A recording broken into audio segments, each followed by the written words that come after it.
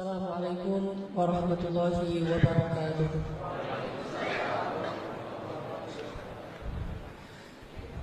Innal hamdalillah nahmaduhu wa nasta'inuhu wa nastaghfiruh wa na'udzu billahi min syururi anfusina wa sayyiati a'malina.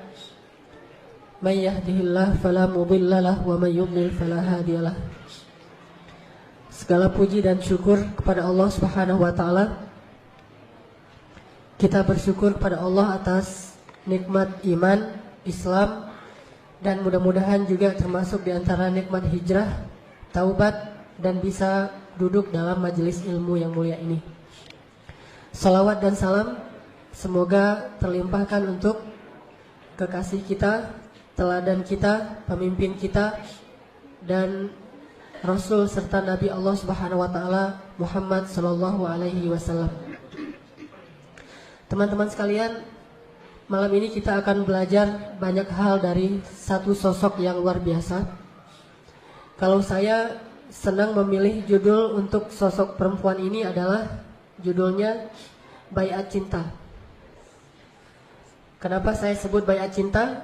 Nanti setelah kita lebih kenal tentang perempuan ini, nanti kita akan tahu bagaimana beliau membaiatkan cintanya kepada Rasulullah SAW. Jadi kalau menyatakan cinta I love you itu udah biasa. Tapi membaiat cinta ini yang jarang sekali ada yang bisa melakukannya.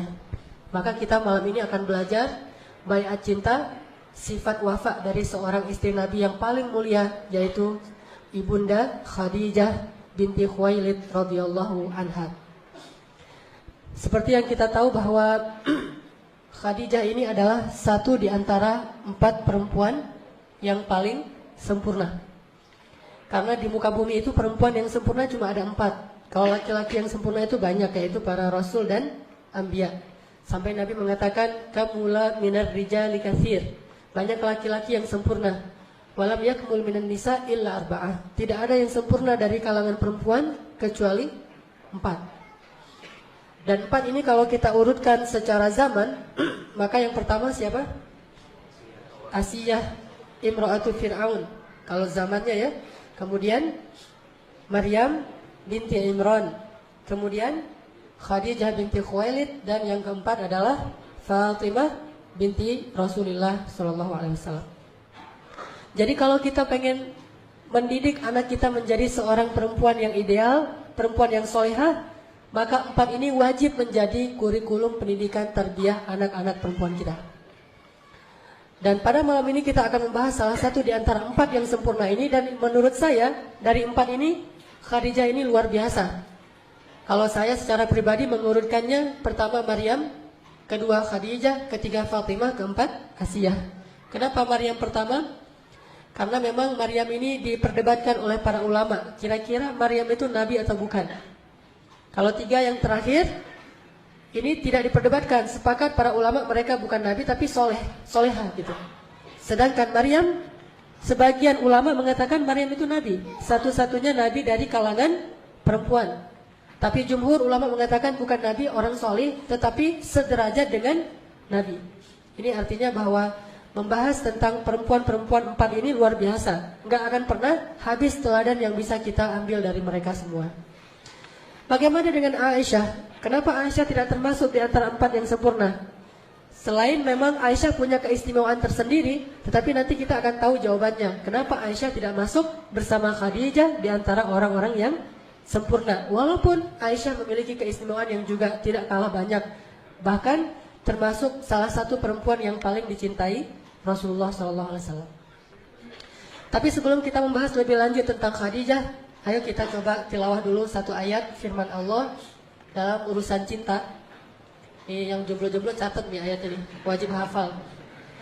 Kalau yang udah nikah kan ayatnya, atau yang mau nikah kan ayatnya wa ja'ala bainakum mawaddatan warahmah, itu kan populer ya.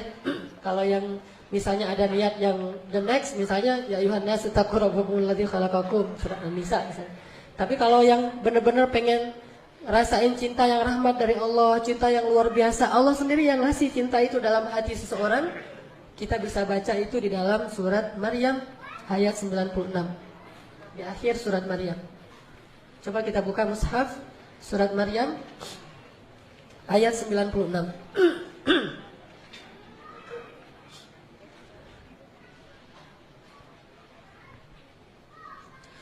A'udzu billahi minasy syaithanir rajim. Silakan.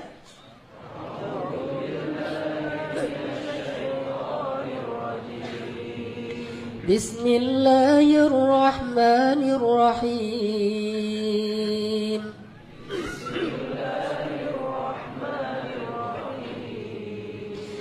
Innal ladzina amanu wa 'amilus shalihat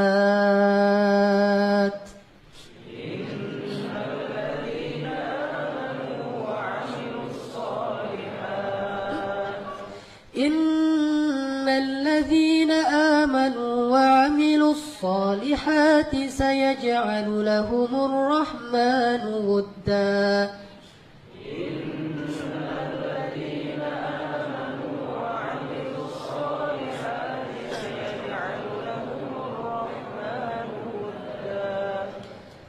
Sesungguhnya orang-orang yang beriman dan orang-orang yang mengerjakan amal solih, Allah akan menanamkan dalam hati mereka rasa cinta.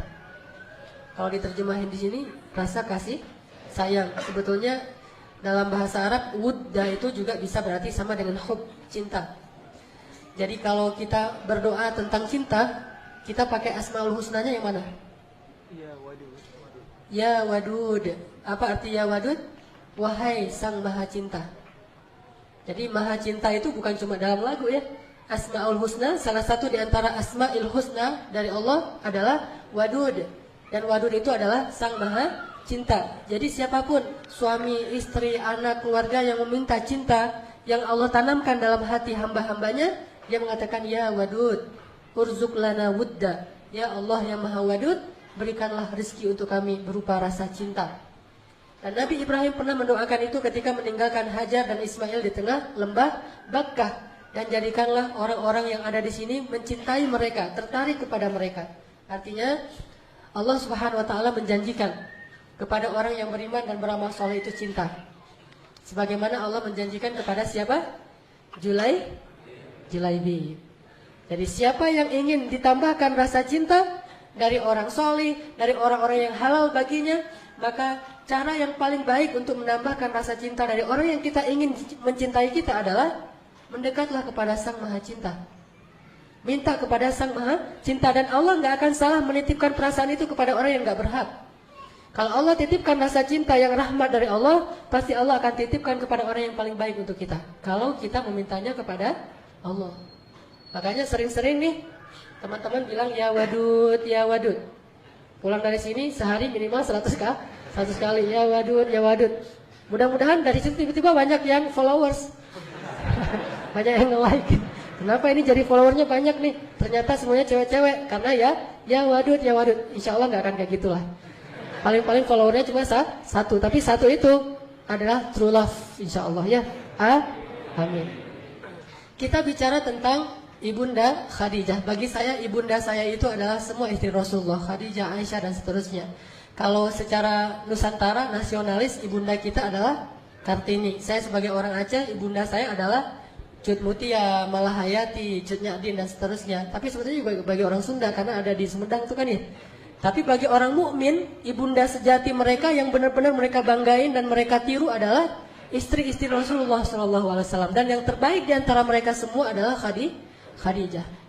Kalau kita pengen tahu bagaimana nuansa cinta dalam rumah tangga Rasul dengan Khadijah, cukup kita tahu gimana dalamnya cinta Rasulullah kepada Khadijah. Itu bukti bahwa Khadijah ini benar-benar berhasil membaiatkan cintanya kepada Rasul. Ini sekarang kita bahas beberapa contoh kasus bentuk dalamnya cinta Rasulullah kepada Khadijah. Rasulullah itu diberikan 9 bidadari pengganti Khadijah, itu nggak ada satupun yang bisa menggantikan Khadijah. Kalaupun 9-9-nya itu bersatu untuk beramal soleh, berbuat baik, mencintai Rasulullah setulus hati mereka, sama sekali tidak bisa menggantikan perasaan tentang Khadijah di dalam hati Rasulullah SAW. Itu dalam banget tuh. Cinta Rasul kepada Khadijah tuh sangat-sangat dalam, melebihi cinta beliau kepada Aisyah. Dan begitulah hati laki-laki. Hati laki-laki itu Allah jadikan tidak mungkin bertemu dua cinta secara persis sama dalam hatinya, nggak ada. Makanya Allah mengatakan, "Walan tastati'u an ta'dilu bainan nisa'i walau harastum." Kalian nggak bisa untuk benar-benar adil kepada perempuan walaupun kalian mengusahakannya. Adil dalam ayat ini adalah adil perasaan. Sedangkan di awal surat An-Nisa Allah mengatakan, "Wa in khiftum alla ta'dilu fawahidatan." Kalau kalian khawatir tidak bisa adil, maka satu, adil di dalam ayat itu adalah adil nafkah.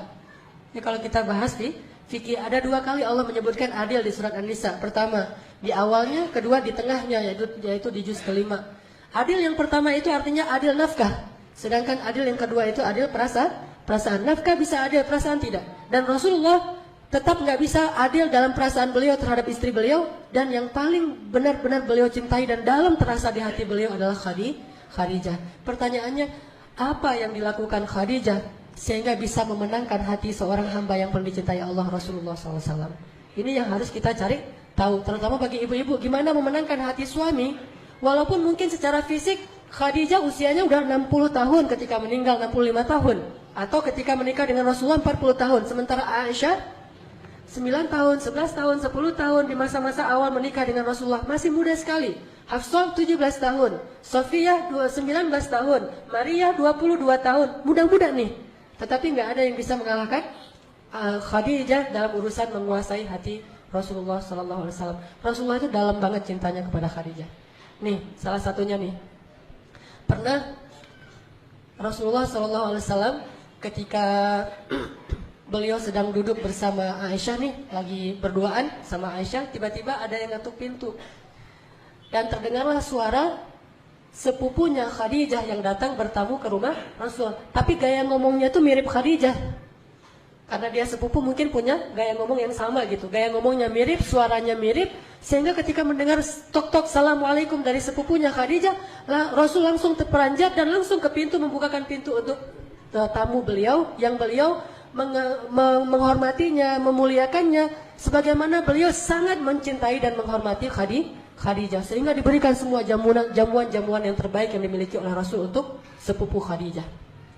Aisyah ngelihat itu, Rasulullah kalau ke Khadijah, jangankan Khadijahnya, sepupunya yang datang, itu Rasulullah tuh bahagia banget. Ini sepupu Khadijah, bangga gitu. Kesempatan yang lain, yang datang adalah teman-temannya Khadijah. Jadi satu geng dengan Khadijah di masa hidupnya, dan tentunya udah seusia Khadijah 67 tahun, 70 tahun, nenek-nenek nih. Datang ke rumah Rasulullah. Tapi karena ini adalah teman-temannya Khadijah dulu, Rasulullah itu nyembeli domba, apa aja dikasih untuk teman-temannya Khadijah. Saking ingin memberikan yang terbaik buat temannya Khadijah, bagian dari bentuk cinta beliau kepada Khadijah. Sampai pernah Rasulullah itu menyembeli domba, terus setengah dari domba itu dihadiahkan dagingnya itu untuk teman-temannya Khadijah. Dilihat lagi oleh Aisyah, karena keseringan kayak gini, Aisyah lama-lama jadi cemburu tuh. Akhirnya Aisyah bilang apa? Khadijah, dalam tanda seru gitu. Kalau bahasa kita, Khadijah lagi gitu ya. Kalau bahasa orang Arab, Khadijah, kata Aisyah. Ya Rasulullah, kata Aisyah karena cemburu, kenapa engkau tidak pernah bisa melupakan perempuan tua itu? Kata Aisyah, kenapa engkau nggak pernah bisa ngelupain perempuan yang udah berumur itu? Langsung Rasulullah dalam keadaan tidak senang, beliau kemudian wajahnya memerah dan mengatakan, ya Aisyah, demi Allah aku tidak akan pernah bisa melupakan Khadijah sampai akhir hayatku. Sesungguhnya dia telah masuk dalam hatiku sedalam-dalamnya dan tidak akan pernah aku lupakan cintanya kepada Khadijah. Terus Rasulullah bilang, dia beriman kepadaku ketika orang lain kufur. Dia memberikan hartanya kepadaku ketika yang lain memegang erat harta-harta mereka. Dia membantuku dalam dakwah dan menemaniku ketika yang lain meninggalkanku dan seterusnya dan seterusnya. Dan salah satunya dia memberikan kepadaku anak-anak ketika yang lain tidak memberikan anak. Jadi dari Khadijah Rasulullah punya anak berapa?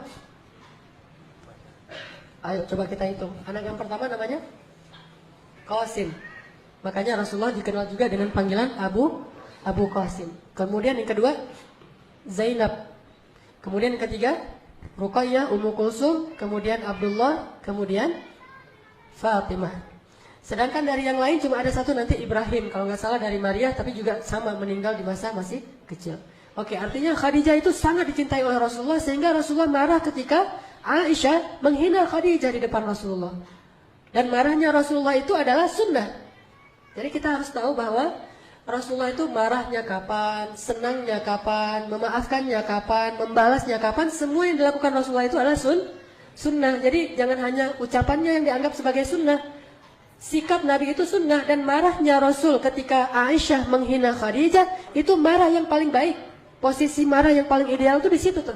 Tetapi dengan cara tidak mencela, tidak menyakiti, tidak menzalimi istri. Tetapi di situ suami marah. Sehingga ketika misalnya ada orang lain yang menghina istri kita, atau ada saudara kita menghina istri kita, atau teman kita menghina istri kita, maka di situ marahnya kita itu ikut sunnah Nabi. Tetapi dengan syarat marah yang beretika, tidak mencela, tidak menyakiti, tidak menzalimi hak-hak orang lain. Dan Rasulullah SAW kadang beliau marah, kadang beliau senang, kadang beliau memaafkan, kadang beliau membalas sesuai dengan haknya. Semua ini adalah sunnah Rasulullah SAW. Ini salah satu contoh bagaimana cintanya Rasulullah kepada Khadijah. Ada lagi yang lebih menakjubkan. Ketika terjadi perang Badar. Perang Badar dimenangkan oleh siapa? Oleh kaum muslimin. Ternyata dalam perang Badar itu ada seorang menantu Rasul yang ikut berperang tapi di pihak musuh. Dia adalah suaminya Zainab. Jadi Zainab menikah, kemudian Rasulullah dapat wahyu berdakwah, tapi suami Zainab tidak mau ikut dakwahnya Rasulullah SAW. Jadi menantu beliau sendiri tidak mau beriman kepada Rasulullah SAW. Sehingga ketika Zainab hijrah ke Madinah, suaminya tidak ikut hijrah dan dia tinggal di Mekah. Terjadilah tahun kedua hijrah itu perang Badar, dan suaminya Zainab ikut dalam pasukan musuh, pasukannya Abu Jahal, berperang dalam perang Badar melawan Rasulullah. Lalu dia tertangkap, ditawan, sehingga ada dua pilihan, kalau nggak dibunuh maka ditebus. Itu hukuman bagi tawanan perang. Akhirnya karena Zainab gimana juga itu suaminya, dia kasihan walaupun mereka udah nggak bareng-bareng lagi. Akhirnya Zainab pun berpikir gimana cara menebus suaminya. Terfikirlah oleh dia untuk menebus suaminya dengan kalung pemberian ibunya Khadijah. Pemberian Khadijah. Datanglah Zainab kepada Rasulullah, kata Zainab, "Ya Rasulullah, saya ingin menebus suami saya." Zainab tidak bilang wahai ayah, tapi ya Rasulullah, supaya tidak ada nepotisme. "Ya Rasulullah, saya ingin menebus suami saya." Kata Rasulullah, "Dengan apa engkau akan menebusnya ya Zainab?" Tiba-tiba Zainab mengeluarkan kalung milik Khadijah kepada Rasulullah. Ketika Rasulullah melihat kalung itu di tangan Zainab, langsung Rasulullah menitikkan air mata. Langsung Rasulullah menunduk dan menangis karena sangat sedih melihat kalungnya Khadijah, dan beliau langsung teringat masa-masa ketika beliau bersama dengan Khadijah. Kayak gitu dalamnya cinta Rasulullah kepada Khadijah. Hanya dengan melihat kalungnya Khadijah, Rasulullah langsung bersedih. Dan bukan hanya bersedih, beliau khawatir kalau kalung ini dipakai untuk menebus suaminya Zainab, maka kalung ini nanti akan dilelang di antara kaum muslimin, dan beliau nggak rela kalungnya Khadijah dilelang. Coba bayangin, ibarat seorang suami yang cinta banget sama istrinya, lalu ketika istrinya sudah wafat, baju istrinya itu dia cium, karena aroma tubuh istrinya itu dia tahu banget kan ya, dan terasa masa-masa bersama dengan istrinya, itu semuanya berarti. Aroma tubuhnya, pakaiannya, kalungnya, apapun kebiasaannya, makanannya, piringnya, gelasnya, itu semuanya berarti karena cinta yang dalam dari Rasulullah kepada Khadijah. Sehingga ketika Zainab mengeluarkan kalung milik Khadijah, langsung Rasulullah menangis. Lalu setelah beliau menangis, beliau mengangkat kepalanya dan mengatakan kepada sahabatnya, "Relakah kalian jika kalian membebaskan menantuku tanpa harus menebusnya dengan gelang istriku?" Karena beliau nggak tega dan nggak punya apa-apa yang lain selain kalungnya Khadijah. Relakah kalian jika dia ditebus tapi tidak dengan kalung istriku? Akhirnya para sahabat memaafkan dan merelakan itu dan kembalikan kalung itu kepada Zainab. Ini dalamnya cinta Rasulullah kepada Khadijah. Ada lagi yang luar biasa. Ketika terjadi Fathu Makkah, apa arti Fathu Makkah? Ada orang bilang penaklukan kota Makkah, bukan. Pembebasan kota Makkah, karena Rasulullah tidak menaklukkan siapa-siapa. Pembebasan kota Makkah. Ketika terjadi pembebasan kota Makkah, Fathu Makkah, itu semua sahabat itu pulang ke rumah-rumah mereka masing-masing. Sahabat Muhajirin, Utsman pulang ke rumahnya, Umar pulang ke rumahnya, Abu Bakar pulang ke rumahnya, bahkan Ali juga pulang ke rumahnya. Tapi Rasulullah tidak pulang ke rumahnya yang ada di Makkah. Kemana beliau pergi? Beliau pergi jauh ke Ma'lah, dan kemudian beliau membuat tenda persis di sebelah makamnya Khadijah. Di sanalah beliau bermalam selama terjadi Fathu Makkah, di sebelah makamnya Khadijah. Buat tenda di situ. Setelah itu malam-malam beliau nggak mau diganggu, mau berduaan aja dengan Khadijah. Beliau duduk di depan makamnya Khadijah, kemudian beliau bicara kepada Khadijah. Baca nanti sirah Ibnu Hisham, sirah yang paling lengkap tentang Rasulullah SAW. Disebutkan di situ Rasulullah curhat kepada Khadijah sambil menangis di depan makamnya Khadijah. Rasulullah mengatakan, ya Khadijah, sadaqti ya Khadijah, sadaqti. Kamu benar ya Khadijah, kamu benar. Apa yang kamu ucapkan dulu tuh benar banget. Apa yang dibenarkan oleh Rasulullah tentang Khadijah? Dulu ketika awal-awal dakwah Nabi lakukan di Makkah, Rasulullah itu kan dicela, dihina, dimusuhi. Khadijah bilang apa? Ya Rasulullah, demi Allah, jangan khawatir. Sesungguhnya Allah pasti akan memenangkan agama ini. Dan Allah tidak akan mengecewakan engkau. Jadi semangatlah ya Rasulullah, Allah gak akan ngecewain engkau. Dan Allah pasti akan memenangkan agamamu ini. Itu yang dikatakan Khadijah di awal dakwah. Ternyata sekarang Rasulullah berhasil membebaskan kota Makkah, sehingga Rasulullah datang kepada Khadijah, kemudian beliau mengatakan kepada Khadijah, dan Khadijah di dalam kuburnya, entah dia dengar entah tidak, Allah yang lebih tahu. Rasulullah mengatakan, ya Khadijah, sadaqti ya Khadijah, sadaqti. Kamu benar banget wahai Khadijah, Allah telah menunaikan janjinya untuk memenangkan agama ini sebagaimana kata-katamu dulu. Kemudian Nabi menangis di kuburan Khadijah. Siapa bilang bahwa mengunjungi kuburan orang yang kita cintai, lalu kita berbicara di sana disebut bid'ah? Bacalah sirah Ibnu Hishamnya Rasulullah SAW. Apakah Rasulullah itu mencontohkan hanya diam saja di kuburan? Ternyata Rasulullah juga di kuburan bukan hanya diam, malah bermalam di kuburan.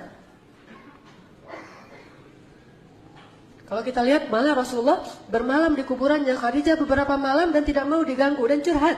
Sama seperti misalnya saya pulang ke Aceh. Ibu saya meninggal dalam musibah tsunami bersama kakak saya dan dimakamkan di pemakaman massal, pemakaman umum, dan itu jaraknya dengan bandara itu dekat. Jadi kalau saya pulang turun bandara itu langsung sekitar 15 menit itu sudah ada pemakaman tentang korban tsunami. Saya selalu kalau pulang ke Aceh itu keluar dari bandara langsung mampir ke kuburan ibu saya. Cuma kan saya nggak tahu posisi ibu saya di mana, kan gede banget tuh, berapa hektar gitu. Nah akhirnya saya duduk di salah satu pojok pemakaman besar itu, kemudian saya ngomong gitu, Mak, ini abang udah pulang Mak gitu. Pas awal-awal saya datang dari Mesir tuh berkesan banget tuh. Karena saya pengen banget ngajak ibu saya jalan-jalan, naik pesawat. Kan ibu saya belum pernah naik pesawat tuh. Pengen ngajarin ya apa gimana rasanya naik pesawat. Malah kalau bisa pengen umrohin ibu dan segala macam. Cuma ya Allah mentakdirkan yang lain. Pas saya pulang saya curhat, Mak ini abang pulang. Kak Yus, kakak saya namanya Kak Yus nih adik pulang segala macam. Ngomong aja di situ. Itu bukan bid'ah. Dan itu nggak ada hubungannya dengan ahli kubur itu dengar atau enggak, kita kan nggak tahu ya, karena Allah yang lebih tahu. Cuma itu adalah bentuk dari memuaskan rasa rindu seorang kekasih kepada kekasihnya, dan Rasulullah melakukan itu. Bukannya Khadijah pasti dengar kemudian nanti bisa dialog, ini lain lagi nih. Kalau ada yang minta fatwa ke ahli kubur, minta nasihat misalnya, mau pemilihan caleg gitu ya, datang ke kuburan, Mbah, ini muridnya Mbah mau minta nasihat gitu-gitu ya. Minta wejangan, terus pura-pura dengar, oh iya ya Mbah, ya ngerti Mbah gitu. Apa yang nggak ngerti? Ada yang kayak gitu. Ini Allah alamnya saya nggak ngerti, saya nggak berani memfatwakan itu bid'ah atau enggak. Saya bukan ahli fikih, tapi yang dimaksud dengan curhatnya Nabi itu bukan kayak gitu. Curhatnya Nabi adalah Rasulullah itu hanya ingin mengekspresikan betapa rindunya beliau kepada Khadijah. Beliau ingin sekali bertemu dengan Khadijah, memeluk Khadijah, mengatakan kepada Khadijah, wahai Khadijah, perjuangan kita sekarang sudah menang. Beliau ingin mengatakan itu kepada Khadijah. Beliau ingin memperlihatkan kepada Khadijah bahwa pengorbanan Khadijah itu gak sia-sia.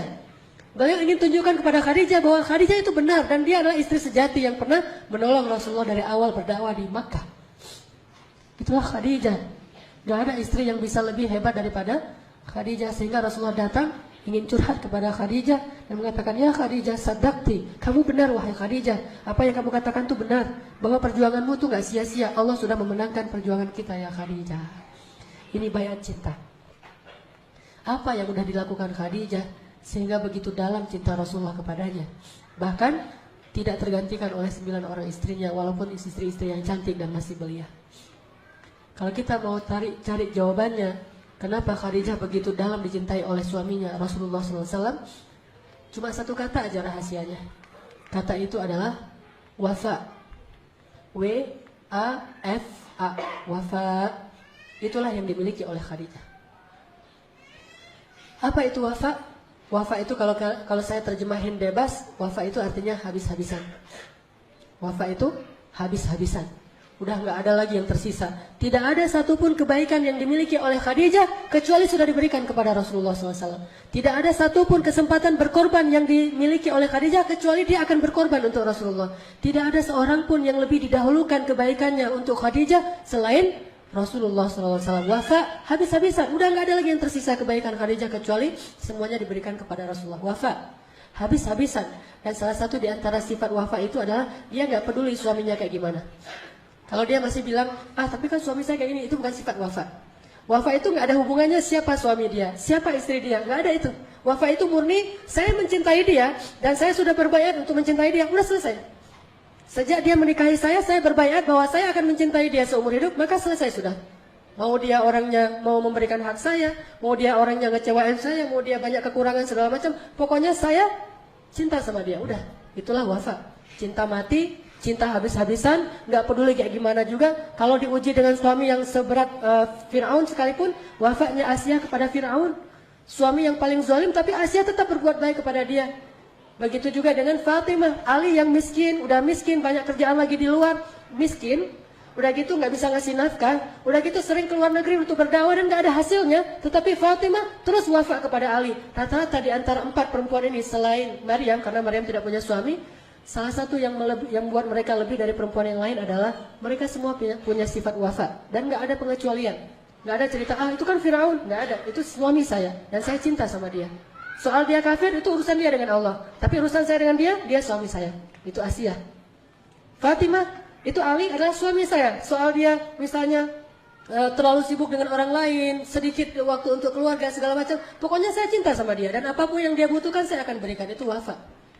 Jadi Khadijah istri yang paling wafa kepada Rasulullah SAW dan gak ada satu orang pun sahabat atau istri Nabi yang bisa wafa seperti Khadijah. Ini kita bandingkan aja tanpa ada niat menjelek-jelekan Aisyah ya, karena kalau kita bahas Aisyah juga luar biasa. Tapi kita bandingkan misalnya Rasulullah pernah pulang ke rumah Aisyah dalam keadaan lelah, capek, habis berdakwah, habis berjihad. Kemudian Rasulullah sampai di rumah dalam keadaan lelah banget bilang gini, ya Aisyah kepalaku sakit banget, kata Rasulullah kan? Apa kata Aisyah? Kepalaku juga, gitu. Jadi kita boleh milih nih, mau jadi Aisyah, maka derajat kita derajat Aisyah. Mau jadi Khadijah, nggak kayak gitu. Ketika Rasulullah datang kepada Aisyah, ya Aisyah kepalaku sakit banget pengen dipijitin gitu ya. Kata Aisyah kepalaku juga nih, manja. Akhirnya Rasulullah, oh ya udah. Akhirnya Rasulullah mijitin Aisyah, nggak jadi sakit kepala demi Aisyah. Itu kan suasana hidup di rumah tangga Rasul dengan Aisyah. Memang Rasulullah nggak mempersoalkan itu, tapi tetap Aisyah nggak akan pernah bisa ngalahin Khadijah kalau kayak gitu. Sedangkan Khadijah ketika Rasulullah datang, zammiluni, dathiruni, langsung dipeluk oleh Khadijah, di pintu dibuka pintu oleh Khadijah. Terus Nabi bilang, zammiluni, langsung dipeluk oleh Khadijah, ditutup pintunya, dibawa masuk ke kamar, ditutup kamarnya biar Rasulullah nggak takut. Karena waktu itu Rasulullah seperti anak yang baru ngelihat hantu, ketakutan banget. Pengalaman pertama melihat Jibril, akhirnya diselimuti oleh Khadijah, dibelai oleh Khadijah, kemudian dipeluk oleh Khadijah sampai Nabi tenang. Jadi Nabi nggak mengatakan zammiluni juga, nggak ada. Itu bukan Khadijah. Atau zammiluni, pergi sendirilah di kamar banyak selimutin sendiri. Nggak ada itu Khadijah. Jadi zammiluni dizammilu beneran. Dan 2 kali kan, muzammil, mudaththir, zammiluni, dathiruni.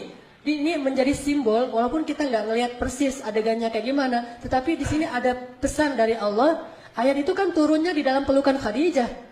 Ayat yang turun di dalam pelukan Khadijah. Ketika Rasulullah datang dalam keadaan ketakutan, Rasulullah bilang, dathiruni, dipeluk oleh Khadijah, dibawa ke kamar, kemudian dibelai oleh Khadijah, turun, ya ayyuhal muddathir.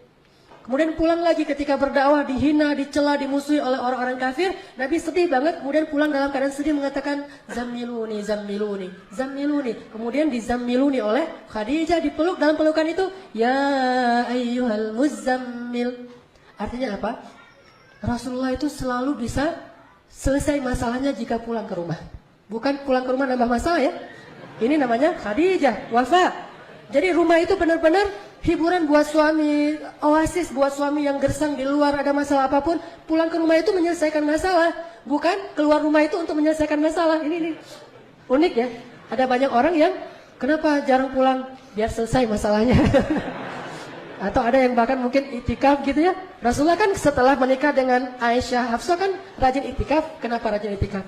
Demi menyelesaikan masalah. Karena di rumah beliau tuh banyak masalah. Aisyah cemburu, Hafsah cemburu, saling ngomongin antara satu dengan yang lain. Akhirnya Nabi nggak betah di rumah, itikaf di masjid. Berapa lama? 29 malam loh.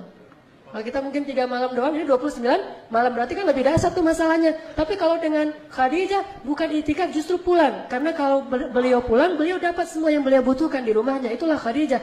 Siap kapan saja Rasulullah datang, maka Khadijah akan menemani Rasulullah dalam susah dan senang.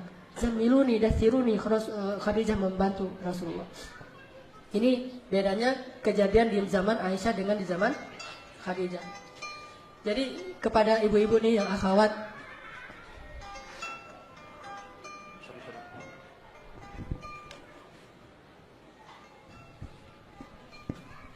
kepada para akhwat, ibu-ibu, kadang kita ditempatkan oleh Allah punya kesempatan menjadi Khadijah sebetulnya. Tapi kadang-kadang karena kita nggak kenal sosok Khadijah yang mulia ini, kita menyia-nyiakan kesempatan itu. Kita lebih sering memilih alasan untuk bisa menjadi Aisyah. Padahal Allah Subhanahu Wa Taala itu sayang banget sama Khadijah, cinta banget sama Khadijah, luar biasa. Dan Jibril itu juga sangat kagum kepada Khadijah. Berbeda dengan kagumnya Jibril kepada Aisyah. Kalau kita mau melihat Aisyah, jangan lihat yang tadi sakit kepalanya, tapi lihatlah gimana Aisyah romantis kepada Rasulullah. Tapi urusan wafat, ambilnya dari Khadijah. Banyak. Kalau misalnya ibu-ibu anaknya lagi sibuk dengan dakwah, mulai sekarang rajin ke masjid, buat gerakan-gerakan dakwah, ibu ini sedang diberi kesempatan oleh Allah untuk menjadi siapa? Ibunya Musa, Ummu Musa. Kalau ibu ternyata suaminya mulai rajin berdakwah, terlibat dengan gerakan-gerakan dakwah, hampir tiap hari rapat, sehingga berkuranglah jatah waktu untuk keluarga, ibu-ibu itu sedang diberikan kesempatan untuk jadi Khadijah. Allah sering loh ngasih kesempatan untuk jadi orang istimewa. Dan itu udah resiko dakwah. Dan kalau kita mengatakan, tapi keluarga kan juga penting. Kalau semua orang berpikir bahwa keluarganya yang terpenting dalam hidupnya, terus siapa yang akan mengurus umat coba? Siapa yang akan mengurus kaum muslimin yang ada di Palestina? Siapa yang akan mengurus kaum muslimin di Suriah? Siapa yang mengurus kaum muslimin di Myanmar? Siapa yang mengurus kaum muslimin di Yaman? Siapa yang mengurus kaum muslimin di Indonesia? Kalau semua orang berpikir untuk keluarganya, harus ada rijal, harus ada laki-laki yang rela berkorban dan mengorbankan dirinya, keluarganya, hartanya fi sabilillah untuk agama Allah Subhanahu Wa Taala. Dan resikonya hidupnya emang akan sulit. Waktu untuk keluarganya pasti akan berkurang. Dan disitulah butuh Khadijah yang hebat. Woman, apa judulnya? Backstage woman, perempuan di balik layar. Walaupun istilahnya di balik layar, sebetulnya itulah perempuan yang paling luar biasa, sehingga Allah menyebutnya satu di antara 4 perempuan yang paling ideal. Mujahid, rijal dalam agama butuh Khadijah yang seperti itu. Karena nggak akan sempurna perjuangannya jika di rumahnya itu tidak ada Khadijah. Makanya awal-awal perjuangan Nabi di Mekah, perempuan yang mendampingi Rasulullah itu bukan Aisyah, tapi Khadijah. Memang butuh orang seperti Khadijah. InsyaAllah nanti kita lanjutkan setelah sholat isya. Bismillahirrahmanirrahim. Teman-teman sekalian, tadi kita sampai kepada adegan ketika apa tadi? Adegan sakit kepala ya? Di mana Rasulullah ketika datang kepada Khadijah dalam keadaan ketakutan, dalam keadaan sedih, Khadijah selalu bisa memberikan rasa nyaman buat Rasulullah SAW. Dan itu bentuk wafatnya Khadijah. Kalau Aisyah mungkin bukan di situ ya keahliannya Aisyah. Makanya Allah tentukan bertemu dengan Aisyah itu nanti ketika Islam sudah lebih eksis, sudah lebih kuat, sehingga udah nggak terlalu butuh support sedahsyat Khadijah. Dan tetap walaupun kayak gitu, Aisyah punya keistimewaannya tersendiri. Hanya kalau dalam situasi yang kayak gini nih, situasi yang berat, sulit, awal-awal berdakwah, banyak ujian, justru sosok-sosok yang dibutuhkan di rumah-rumah para dai, pembawa-pembawa risalah Allah ini adalah perempuan-perempuan seperti Khadijah. Jadi harusnya kita bangga ya ibu-ibu, nih yang akhwat, yang cewek-cewek ini kalau misalnya nanti punya suami, profesinya itu kayak tanya, Mas kerjanya apa? Berdakwah gitu. Itu harusnya bangga gitu, karena itu profesi paling mulia. Para nabi loh yang menggunakan profesi itu. Sehingga Allah nggak sembarangan ngasih profesi ini ke sembarang orang. Jadi kalau kita yang baru hijrah tiba-tiba Allah pilih menjadi salah satu pembawa bendera Allah, itu berarti Allah ngemuliain kita banget tuh. Harusnya seorang istri bangga kalau suaminya sekarang jadi profesi membawa agama Allah, menyebarkan agama Allah, membuat program-program dakwah untuk manusia, untuk umat. Walaupun benar memang dia punya kewajiban di rumahnya, punya kewajiban untuk istrinya, untuk anaknya. Tapi nggak ada yang sempurna. Nggak mungkin dia perfect di rumah dan di luar. Dan kalau dia memang dituntut oleh umat untuk lebih banyak berbuat di luar, tugas istri untuk menyempurnakan. Untuk saling melengkapi. Disitulah peran yang Khadijah, melengkapi semua kekurangan Nabi di rumah. Dia yang mensupport bagian di rumah tangganya. Sehingga Nabi tidak perlu khawatir meninggalkan anak-anaknya yang masih kecil di tangan Khadijah. Nabi tidak perlu khawatir kalau beliau dicela di luar, tapi ada orang yang begitu tulus selalu mencintai beliau apa adanya. Nggak ada cerita yang di luar berat, di dalam berat juga. Jadi dari segala penjuru gitu ya, ini nggak akan kuat. Sekuat Nabi pun butuh sosok seperti Khadijah, apalagi kita yang jauh lebih lemah daripada Rasulullah SAW. Maka banggalah kalau ada suami-suami kita, anak kita, saudara kita, orang tua kita yang ternyata sekarang lebih sibuk dengan membawa agama Allah. Bukan dia udah sempurna, bukan dia udah mulia, bukan. Tetapi dia dipilih oleh Allah dengan rahmat Allah untuk bisa menjadi orang-orang yang insya Allah istimewa di mata Allah. Dan istrinya pasti akan dapat juga kebaikan dari amalan yang dilakukan suaminya. Apakah kita nggak bangga nanti kalau di akhirat kita tuh dapat bertemu dengan suami kita yang berstatus ahli surganya itu bukan surga biasa, surga yang di atas Firdaus, surga-surga Firdaus yang di puncak tuh. Kenapa mereka dapat surga Firdaus yang puncak? Karena mereka adalah pejuang-pejuang agama Allah, mujahid di jalan Allah Subhanahu Wa Taala. Dan nggak mungkin mereka bisa sempurna dalam perjuangannya kalau tidak ada support dan dukungan yang baik dari istri-istri mereka yang solehah seperti Khadijah. Kalau kita bahas di awal-awal menikah dengan Khadijah, Rasulullah SAW itu ketika awal-awal menikah dengan Khadijah, Khadijah juga ikut ngemodalin loh. Kan maharnya gede tuh. Dan Rasulullah ngasih mahar gede itu bukan permintaan Khadijah sebetulnya. Khadijah mintanya apa yang Rasulullah bisa aja. Tapi Rasulullah pengen menghargai Khadijah, dikasihlah mahar ratusan ekor unta. Tetapi jangan salah bahwa Khadijah juga ikut membantu untuk mahar untuk dirinya sendiri. Jadi banyak banget ngebantu. Wafa habis-habisan buat Rasulullah. Dan setelah menikah, Khadijah radhiyallahu anha itu benar-benar menjadi selain istri bagi Rasulullah tuh ibu juga bagi Rasulullah. Sering banget nenangin Rasulullah, membantu Rasulullah dalam bisnis. Bisa disebut Rasulullah itu datang ke rumah Khadijah itu nggak bawa apa-apa. Datang orang doang gitu. Tapi Khadijah nggak pernah mempersoalkan itu. Udah datang nggak bawa apa-apa, udah nggak ngasih nafkah gitu, ngasih masalah lagi beban, nggak pernah. Justru Khadijah itu benar-benar ya tadi baiat cinta ya, udah berbaiat maka dia ngasih apa yang dia miliki sampai habis hartanya Khadijah di jalan Allah Subhanahu Wa Taala. Lalu datanglah waktunya setelah 15 tahun menikah dengan Rasulullah yang aman, hidupnya damai, semuanya tercukupi, mereka orang yang mampu bahkan termasuk orang kaya, hidupnya itu enak banget, banyak pembantu. Datanglah masa-masa sulit. Jadi kalau orang dari awal sulit mungkin udah lebih siap ya. Ini dari masa-masa yang begitu nyaman, tiba-tiba gara-gara dakwah jadi sulit. Nggak pernah Khadijah tuh ngeluh, ini gara-gara engkau ini terlalu sibuk ngurusin orang lain, akhirnya hidup kita jadi susah. Tuh lihat anak-anak terlantar segala macam. Nggak pernah sama sekali memberatkan suaminya. Benar-benar mendukung habis-habisan 100% all out kepada Rasulullah SAW. Sehingga datanglah wahyu pertama. Apa wahyu pertama kepada Rasulullah? Bukan, kalau itu ayat pertama. Bedain, kalau pertanyaannya sebutkan wahyu pertama yang datang kepada Nabi, itu adalah sunrise. Mimpi melihat sunrise, itulah wahyu pertama. Tapi kalau ditanya ayat pertama yang turun kepada Nabi, jawabannya adalah surat Al-Alaq di awal itu, setengah dari surat Al-Alaq. Jadi beda wahyu dengan ayat. Memang ayat yang pertama surat Al-Alaq, tapi kalau wahyu bukan Al-Alaq yang pertama. Wahyu yang pertama didapatkan oleh Rasulullah itu adalah Rasulullah berkali-kali mimpi melihat falakis subhi. Falakis subuh itu kalau diterjemahin melihat cahaya sunrise. Berkali-kali kayak gitu. Terus Nabi jadi khawatir, loh ini kenapa saya mimpinya aneh gitu. Udah gitu, sejak saat itu Nabi kalau keluar rumah sering dipanggil-panggil. Yang manggil siapa? Batu, pohon. Manggil, ya Muhammad, engkau itu Rasulullah. Nabi cari-cari nggak ada orang. Terus Nabi lari gitu ketakutan. Ada lagi yang manggil, pohon manggil, ya Muhammad, engkau Rasulullah. Lari lagi. Rasulullah merasa aneh nih, kayak orang kerasukan, diganggu sama setan. Akhirnya datang ke Khadijah. Ya Khadijah, apa yang terjadi pada saya nih? Kok akhir-akhir ini saya sering mimpi aneh. Kemudian ada yang manggil-manggil tapi nggak ada orangnya. Apa kata Khadijah menenangkan? Wahai suamiku, gak usah khawatir, jangan sedih. Karena sesungguhnya Allah gak mungkin menyakitimu karena engkau orang yang baik.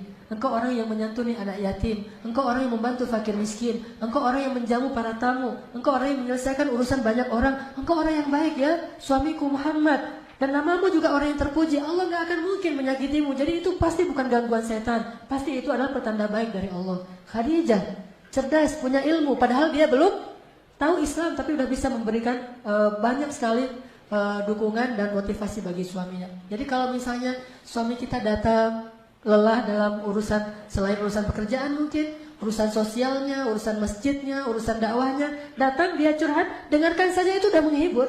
Nggak usah ngasih nasihat sebagus Khadijah, dengerin aja. Oh gitu ya, ya dengerin aja tuh. Itu suami udah lelahnya udah hilang setengah dari kelelahannya. Apalagi dibilang dia kasih support.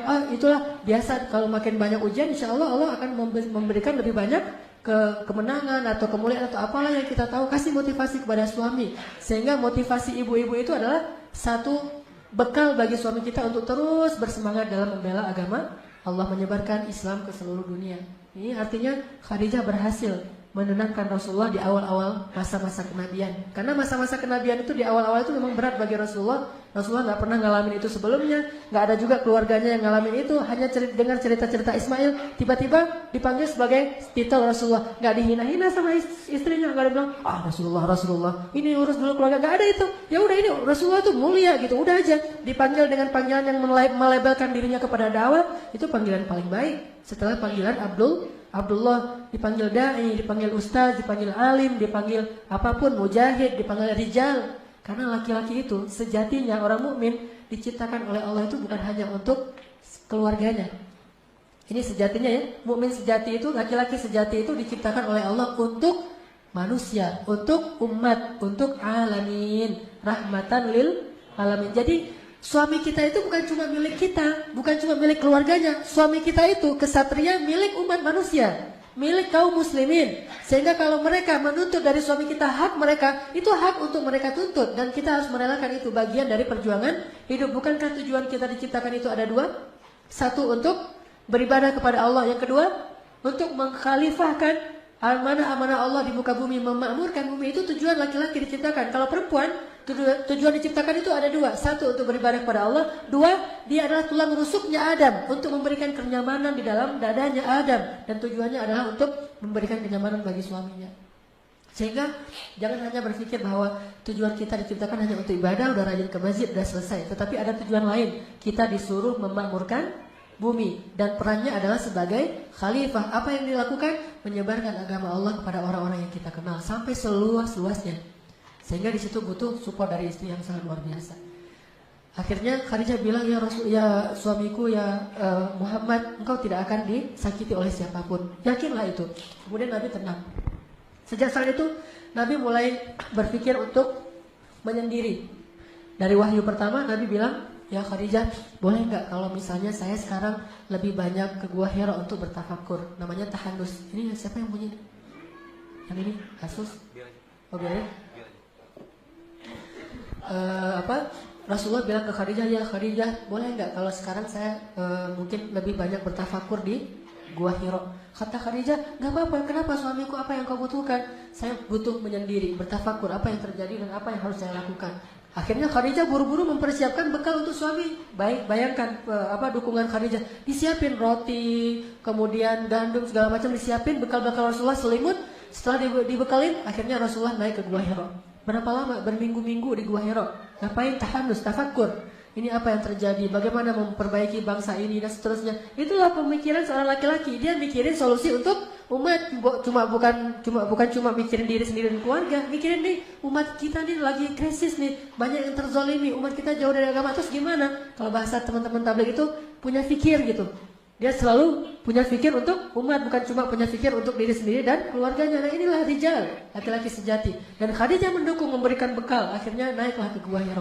Kalau bahasa sekarang, Rasulullah terhandus ke Gua Hira, itu bahasa sekarangnya tuh suami-suami kita tuh rajin ke taklim. Ngapain sih taklim seminggu sampai 3 kali gitu ya? Itu lagi tafakur, belajar dulu. Karena dengan belajar akhirnya dia bisa berbuat lebih untuk umatnya, untuk bangsanya, untuk negaranya, untuk kaum muslimin.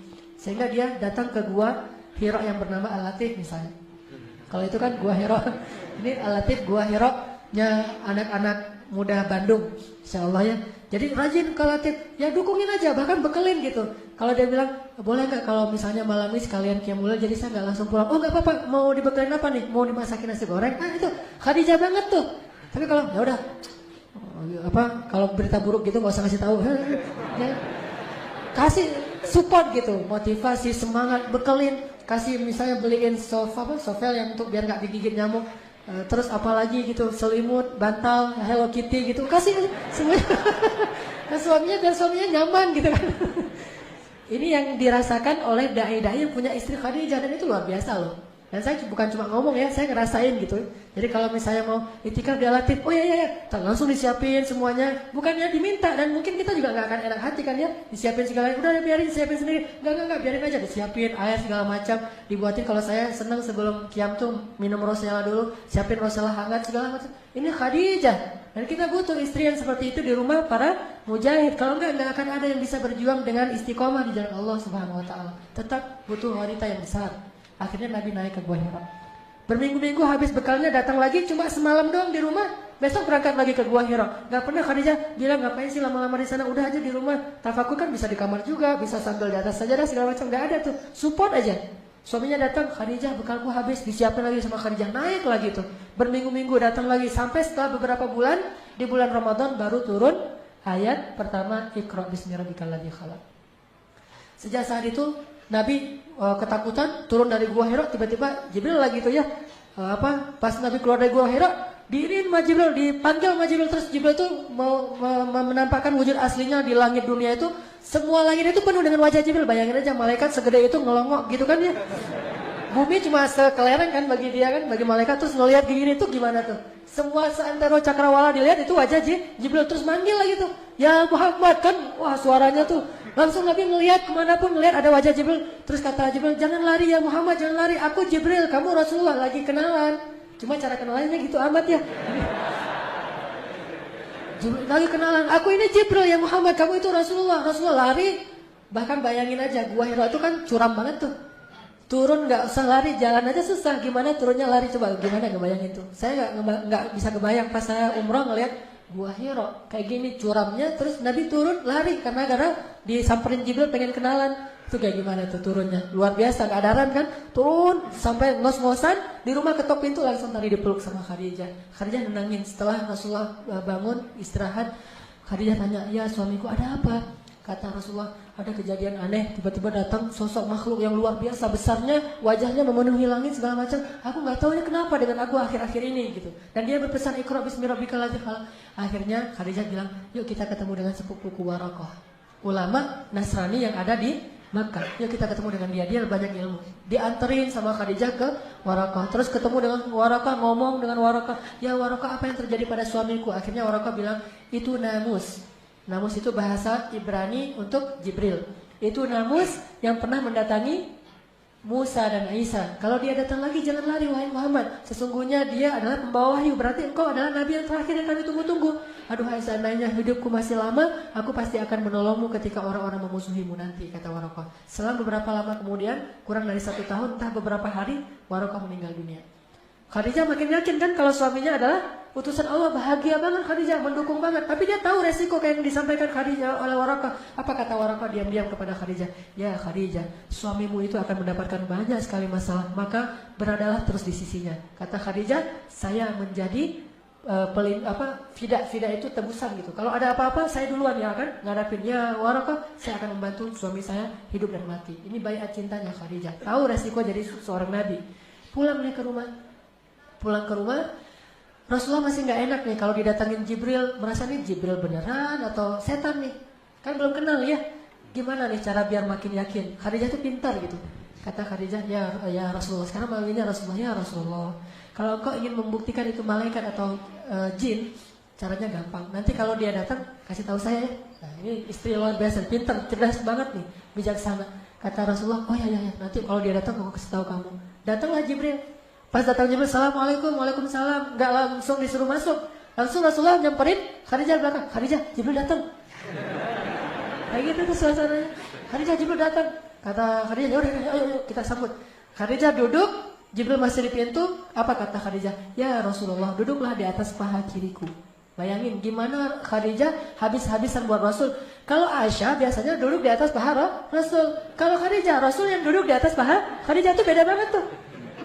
Jadi bahasa ininya bisa ngomong banget kepada Rasulullah. Kebetulan juga usia Rasulullah kan 15 tahun lebih muda ya. Tapi memang sifatnya ngomong banget, benar-benar ngebantuin Rasul. Dan saya nggak bisa ngebayangin. Saya coba imajinasi ya. Gimana tuh duduk di atas paha istri. Saya juga belum pernah. Kalau tidur di atas paha istri sering ya dibelai gitu kan. Maaf ya, jomblo ya.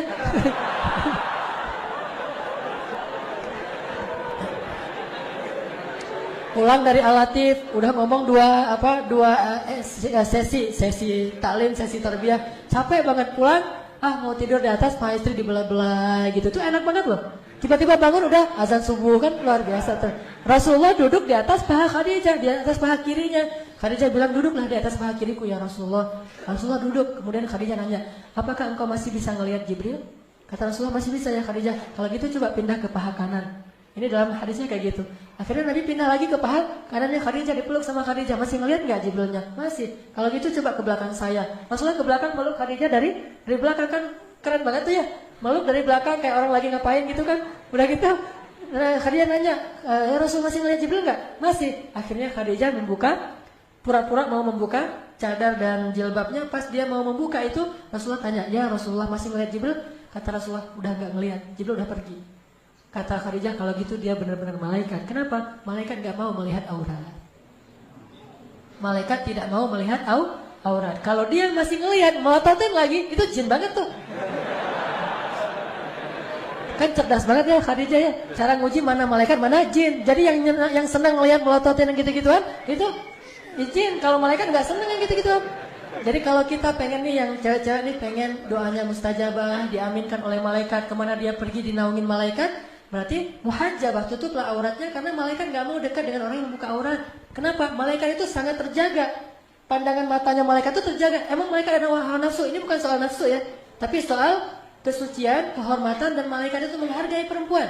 Sehingga malaikat gak mau melihat perempuan yang sedang membuka aurat. Jadi kalau malaikat Jibril datang ke rumah Khadijah, itu pasti minta izin dulu. Takutnya Khadijah belum pakai jilbab. Makanya Khadijah nguji nih. Pas mau dibuka, belum dibuka juga, Jibril udah pergi tuh. Ya Rasulullah masih melihat? Enggak, berarti dia Jibril malaikat, bukan jin. Makin mantap tuh Rasulullah. Oh ya, kalau gitu berarti saya benar-benar Rasul nih. Kan tadi ragu tuh, Rasul beneran gak sih? Apalagi setelah dapat ayat pertama Al-Alaq, 6 bulan itu gak ada wahyu. Nah dalam 6 bulan itu kan Nabi jadi ragu lagi. Jangan-jangan saya gak jadi Nabi nih, dibatalin gitu kan. Khadijah terus 6 bulan. Jadi awal-awal masa Nabi beradaptasi dengan status baru sebagai Rasulullah, Khadijah itu benar-benar ngedukung Rasul. Ditambah lagi ketika turun ayat, sekarang berdakwalah secara terang-terangan. Mulailah episode-episode yang sulit. Mulai dicela, mulai dimusuhi, mulai habis-habisan. Ketika Rasulullah pulang dalam keadaan wajahnya berlumuran kotoran, bajunya banyak kotoran, Rasulullah pulang ke rumah, Khadijah sambil menitikkan air mata, sambil membersihkan kotoran di tubuh Rasulullah. Tapi terus ngasih motivasi, tapi nangis gitu, karena sedih suaminya diperlakukan kayak gitu. Mulailah Khadijah habis-habisan dengan hartanya. Dan tahukah kita, adegan ketika Rasulullah menyedekahkan 1 lembah domba itu milik siapa? Milik Khadijah. Rasulullah lagi ngebalain domba milik Khadijah sebanyak lembah. Bayangin berapa ratus domba tuh yang memenuhi lembah. Sekecil-kecilnya lembah, seukuran Masjidil Haram. Itu domba semua tuh. Udah gitu datanglah seorang laki-laki Badui mengatakan, ya Muhammad, banyak banget tuh domba kamu. Kata Rasulullah, kamu mau gitu? Hah? Gimana caranya? Bilanglah asyhadu an la ilaha illallah wa anna muhammadar rasulullah. Aku kasih domba ini seluruhnya untuk kamu. Masa sih? Ya iyalah, masa gak bisa. Terus kata dia, bisa beneran? Beneran. Akhirnya dia bersyahadat, dia ucapkan syahadatain. Langsung Rasulullah mengatakan, ini semuanya milik kamu. Dia pulang sambil bersiul membawa domba satu lembah, bayangin. Terus dia bilang ke kaum-kaumnya, ternyata masuk Islam tuh enak ya, dikasih domba selembah. Ayo kita masuk Islam. Rame-rame datang lagi tuh. Rasulullah pulang sendiri. Tadi datangnya bawa domba, pulangnya sendiri. Ketika pulang sendiri tanya Khadijah, ya Rasulullah kok pulang sendiri?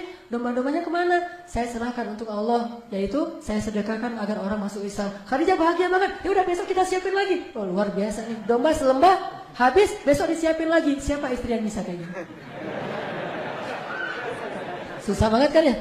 itulah wafa, hartanya habis fi sabilillah. Kalau kita bicara tentang kedermawanan Abu Bakar, itu kan laki-lakinya. Kita jarang ngebahas perempuannya, nggak seimbang, nggak adil. Padahal harusnya kita sebutkan juga bahwa ada perempuan yang sedermawanan Abu Bakar, bahkan lebih dari Abu Bakar, yaitu Khadijah itu luar biasa.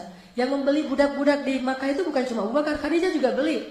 Kemudian dibebaskan dengan harga yang satu orang budak itu harga paling murahnya 700 juta. Kira-kira berapa miliar habis uang Khadijah. Jadi udah Nabi datang nggak pakai modal, udah gitu bawa masalah, terus Khadijah habis-habisan nggak ngeluh sama sekali. Dan yang paling membuat saya merasa sedih itu adalah ketika Rasulullah SAW itu imbas dari dakwah beliau itu sampai kepada anak-anak beliau yang perempuan, putri-putrinya. Saya nggak bisa ngebayangin tuh kalau putri saya diperlakukan kayak gitu gara-gara dakwah saya. Itu luar biasa. Siapa putrinya yang diperlakukan kayak gitu? Ruqayyah dan Ummu Kulsum. Ruqayyah dan Ummu Kulsum dinikahkan dengan putranya Abu Lahab. Berarti sepupuan ya. Nikah dengan sepupunya. Abu Lahab gak beriman kepada Rasulullah. Sehingga gara-gara Abu Lahab benci sama Rasulullah, apalagi setelah berdakwah, Abu Lahab menyuruh anak-anaknya untuk menceraikan istri mereka, yaitu anak Rasulullah. Diceraikannya tuh bukan dengan cara yang biasa, diceraikan dengan cara yang hina banget. Diusir dari rumah, disuruh pulang ke orang tuanya sambil dimaki-maki gitu. Sehingga akhirnya datanglah Ruqayyah ke rumah Khadijah. Ibu gitu nangis. Kenapa nak? Kenapa? Suamiku menceraikanku, mertuaku marahin aku, mereka mencela aku segala macam. Katanya aku anak seorang pendusta segala macam. Nangis habis-habisan di depan Khadijah, dipeluk oleh Khadijah. Terus Khadijah bilang, sabar ya, jangan sampai kita membuat ayah kita susah gara-gara kamu dalam kasus ini. Gak dikasih tahu kepada Rasulullah. Sampai akhirnya Rasulullah tahu sendiri dari keluarga Abu Lahab. Saking menjaganya perasaan Rasulullah. Jangan sampai concern Rasulullah di dakwah itu terganggu oleh masalah anaknya. Bukan justru bilang ke Rasulullah, lihat tuh anak kita tuh jadi imbas gara-gara kerjaan kamu. Enggak. Justru disuruh sabar anaknya, jangan ngeluh ya, kita harus dukung ayah kita gitu. Terus aja. Gak lama kemudian hari kedua datang lagi Ummu Kulsum, sama juga statusnya, dicerai oleh suaminya, nangis-nangis. Khadijah menghibur lagi, sama sekali gak menyalahkan suaminya Rasulullah yang sedang berdakwah. Sampai akhirnya saking sedihnya Rasulullah anaknya diperlakukan kayak gitu, Nabi berdoa, ya Allah, utuslah serigalamu untuk anak-anaknya Abu Lahab. Itu sekali-kalinya Nabi berdoa itu dalam bentuk doa yang buruk. Dan itu terjadi. Akhirnya anak Abu Lahab itu matinya gimana? Dimakan serigala dalam satu perjalanan. Saking sedihnya Rasulullah ketika anaknya diperlakukan kayak gitu. Dan Rasulullah itu sering tersentuh kalau urusan perempuan. Kalau ada perempuan yang dizalimi, Rasulullah itu marah banget. Termasuk kenapa Rasulullah membunuh satu Bani Quraidah orang Yahudi, karena melecehkan seorang perempuan. Roknya diikat dengan tali, kemudian pas dia jalan tersikat auratnya sehingga dia malu. Lalu ketika dia malu disorakin rame-rame. Lalu ada laki-laki muslim yang membela dia, dibunuh sama pemuda Yahudi. Akhirnya Rasulullah marah udah. Kalau udah main perempuan, Rasulullah tuh marah besar. Akhirnya mereka dikepung, gak mau menyerahkan pembunuhnya, dan mereka pun diperangi. Sekitar 300 orang laki-laki Yahudi kemudian dibunuh oleh Rasulullah SAW. Gara-gara gak mau menyerahkan para pembunuh laki-laki tadi dan yang telah melecehkan perempuan Islam. Artinya bahwa Rasulullah tuh sedih banget ketika anaknya digituin. Terjadi lagi nanti pemboikotan terhadap Rasulullah selama 3 tahun. Nah, ketika Rasulullah diboikot selama 3 tahun, Khadijah menemani Rasulullah. Dan sampai Khadijah habis hartanya membiayai berapa orang? Ada lebih dari 1000 orang kaum muslimin Bani Hashim yang diboikot, siang malam ditanggung oleh Abu Bakar dan Khadijah, 2 orang ini. Sampai Abu Bakar jatuh miskin, sampai Khadijah jatuh miskin. Bayangin, ngebayarin pengungsi selama 3 tahun. Kan luar biasa tuh, pengungsinya banyak, setiap hari butuh air, dan air mahal di Mekah itu. Mereka bayar air aja udah habis uangnya, kayak kita beli aqua setiap hari tuh, lama-lama untuk satu masjid aja kayak gini nih, sekitar 500 orang. Kalau setiap hari itikaf di masjid kan lumayan tuh kan ya biayanya. Yang nanggung cuma 2 orang, satu ikhwan, satu akhwat. Selama 3 tahun coba bayangin kayak gimana tuh butuhnya. Nyembeli onta, selimut, orang-orang yang sakit segala macam, semuanya dibiayai oleh Khadijah dan Abu Bakar. Sampai setelah selesai pemboikotan 3 tahun, Khadijah wafat karena Khadijah sakit keras. Ada adegan yang mengharukan di situ. Dalam keadaan sakit keras, dalam keadaan meriang gitu, Khadijah masih mempersiapkan makanan untuk Rasulullah SAW. Gak ada sama sekali istirahatnya. Dari sejak menikah, apalagi sejak berdakwah, itu gak ada istirahatnya. Sampai Nabi bilang, Khadijah istirahat. Apa Khadijah? Ya Rasulullah, kata Khadijah, istirahat kita nanti di akhirat. Istirahat kita nanti di akhirat. Perjuangan banget, berdua nih berjuang habis-habisan. Kalau bisa disebut, Islam ini adalah hasil pengorbanan Abu Bakar dan Khadijah, selain Rasulullah pastinya. Islam itu yang kita sekarang nikmati ini adalah hasil perjuangan seorang perempuan yang luar biasa, Khadijah. Ya Rasulullah, istirahat kita nanti di akhirat. Dan benar-benar istirahatnya di akhirat. Gak ada istirahatnya, sakit pun meriang. Dan itu bukan sakit biasa, sakit menjelang wafat. Itu kan sakit yang paling parah tuh. Kalau kata Rasul, sakit yang tidak ada obat, sakit menjelang wafat. Itu nyiapin makanan. Sampai Allah sayang banget sama Khadijah, gak tega ngeliat Khadijah gitu. Akhirnya ngutus Jibril, ya Jibril turunlah untuk Khadijah. Turun Jibril untuk Khadijah. Apa kata Jibril? Assalamualaikum ya Rasulullah. Rasulullah baru datang. Kata Jibril, ya Rasulullah, tolong nanti kalau Khadijah datang bawa makanan, bilang ke Khadijah, Allah menitipkan salam untuk Khadijah. Allah sendiri yang nitipin salam buat Khadijah. Dan Jibril juga nitipin salamnya. Jangan lupa ya, Jibril nitipin salam tuh untuk Khadijah. Saking kagumnya Jibril kepada Khadijah, dia pengen nama dia juga disebutin. Jibril juga nitipin salam kepada Khadijah. Ya wahai Jibril. Kemudian Jibril pergi, datanglah Khadijah membawa makanan itu sambil gemetar gitu karena udah mau meninggal, udah sakit banget. Ditaruh di depan Rasulullah sambil tersenyum. Ya Rasulullah, makan Rasulullah, ada apa lagi? Terus melayani Rasulullah wafat. Udah gitu Rasulullah mengatakan, ya Khadijah, baru aja Jibril pulang. Ada apa ya Rasulullah? Kata Jibril, Allah menitipkan salam untukmu. Tahukah kita apa maknanya? Kalau Allah udah nitipin salam, itu tandanya dia mau kembali kepada Allah. Itu pertanda Allah udah kangen banget sama Khadijah dan pengen segera mengambil Khadijah ke sisinya. Allah nitipin salam kepadamu ya Khadijah. Jibril juga menitipkan salam langsung. Khadijah menangis. Menangis terharu dan sedih sekaligus. Terharu karena pengen ketemu Allah yang dia cintai, tapi sedih harus meninggalkan kekasihnya sendiri sementara perjuangan belum selesai. Coba gimana tuh? Perjuangan belum selesai tapi dia udah harus pergi karena usianya berselang 15 tahun. Dan ketika Khadijah wafat, Khadijah usianya 65 tahun, udah gak bisa lagi menemani Rasulullah, udah selesai. Tugasnya Khadijah udah selesai sementara Nabi masih harus berjuang. Sehingga Khadijah nangis, ya Rasulullah kalau saya pergi gimana dengan engkau ya Rasulullah, gimana dengan engkau? Melebihi sedihnya Abu Thalib ketika meninggal karena menyisakan anaknya yang belum selesai ponakannya yang belum selesai dakwah. Khadijah sedih banget karena harus pergi sebelum bisa menemani Rasulullah sampai di ujung perjalanan. Akhirnya berdua sedih, nggak jadi makan tuh, nangis saja berdua sama Rasulullah. Ya Rasulullah gimana nih kalau saya meninggal sementara engkau masih sendiri? Rasulullah menghibur Khadijah. Lalu setelah beberapa hari kemudian Khadijah meninggal dunia. Rasulullah sangat sedih di hari meninggalnya Khadijah, diurus sendiri semuanya sampai ke kuburannya. Dan tahun itu Rasulullah benar-benar terpukul. Dikenallah tahun itu dengan nama tahun duka cita. Meninggallah pejuang sejatinya Rasulullah SAW. Abu Thalib meninggal selang beberapa minggu kemudian meninggal yang paling dicintai Rasulullah yaitu Khadijah. Sementara Rasulullah masih punya bayi yang masih kecil banget dan insya Allah nanti suatu saat akan persis seperti Khadijah hiburan buat Rasulullah. Siapa dia? Fatimah. Akhirnya datanglah seorang perempuan yang kasihan ngelihat Rasulullah yang sedih sendiri, bayinya masih kecil banget, anaknya banyak, namanya Saudah, nenek-nenek juga. Ya Rasulullah nikahi saya, biar saya urus anak-anakmu. Dinikahilah oleh Rasulullah Saudah. Itu istri pertama beliau sejak Khadijah wafat. Lalu itulah sebabnya Rasulullah nggak bisa ngelupain Khadijah banget sampai ketika Fathu Makkah Rasulullah mengatakan, ya Khadijah, perjuangan kita sudah berbuahkan hasil. Benar kata-katamu wahai Khadijah, engkau benar, Allah akan memberikan kemenangan bagi agama ini. Inilah wafatnya Khadijah kepada suaminya. Ibu-ibu belajar dan ajarkan ini kepada putri-putri kita. Istri yang sejati itu adalah istri yang bisa wafat habis-habisan buat suami, nggak ada pengecualian. Suami saya begini, nggak ada pertanyaan kayak gitu, terus saja. Karena kata Nabi apa? Siapa yang wafat kepada manusia, maka Allah wafat kepada dia. Apa wafatnya Allah kepada Khadijah? Kata Allah dalam hadis Jibril tadi saya lupa ngatain bahwa Allah berpesan kepada Rasulullah, wahai Muhammad sampaikan kepada Khadijah, Allah sudah menyediakan untuk Khadijah ribuan istana di dalam surga, dan di dalam istana itu dia punya banyak pembantu sehingga tidak ada lagi rasa lelah dan letih di dalam istana itu. Khadijah selama ini udah letih selama 10 tahun menemani Rasulullah, sekarang sudah tidak ada lagi letih. Seperti kata Khadijah, ya Rasulullah, istirahat kita nanti di akhirat. Tapi kalau kita masih pengen istirahatnya di dunia, jalan-jalannya di dunia, ini sebetulnya agak sulit untuk bisa benar-benar berjuang dan berkorban di jalan Allah SWT.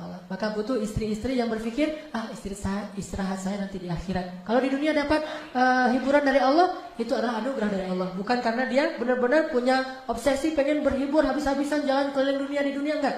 Biar keliling akhirat aja.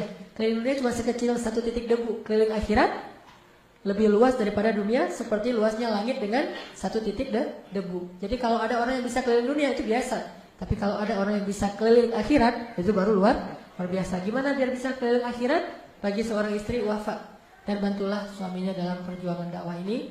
Karena suami itu bukan berbuat untuk dirinya, bukan ingin besar, bukan ingin terkenal, tetapi dia tidak tega melihat umat ini dalam keadaan yatim. Umat kita itu sekarang yatim, butuh banyak ayah-ayah yang punya jiwa besar, mengayomi mereka, berbuat sesuatu untuk mereka, memberikan solusi buat mereka. Dan itulah rijal, laki-laki yang insya Allah ada di Masjid Al-Latif insya Allah. Dan perempuan-perempuan di balik laki-laki itu yang hebat adalah Khadijah yang sekarang lagi ada di Masjid Al-Latif. Amin ya Bu ya. Belajar dari Khadijah. Mudah-mudahan bermanfaat. Mohon maaf kalau ada kalimat yang salah atau tidak pantas. Mari kita tutup halaqah ilmu ini dengan sama-sama berdoa. Kita berharap Allah Subhanahu wa taala menghadiahkan kita dengan cinta dari orang-orang yang terdekat. Suami dapat cinta dari istrinya, istri dapat cinta dari suaminya, orang tua dapat cinta dari anaknya, anak dapat cinta dari orang tuanya, dan seterusnya cinta-cinta yang dianugerahi dan diberkahi Allah. A'udzu billahi minasy syaithanir rajim. Bismillahirrahmanirrahim. Alhamdulillahi rabbil alamin. Hamdan yuwafi ni'amahu wa yukafi'u mazidah. Ya Rabbana lakal hamdu kama yanbaghi li jalali wajhikal karim wa 'azimi sultanik. Allahumma ighfir lana wa liwalidayna warhamhuma kama rabbayana shighara. Rabbana atina min ladunka rahmah wa hayyi' lana min amrina rashada.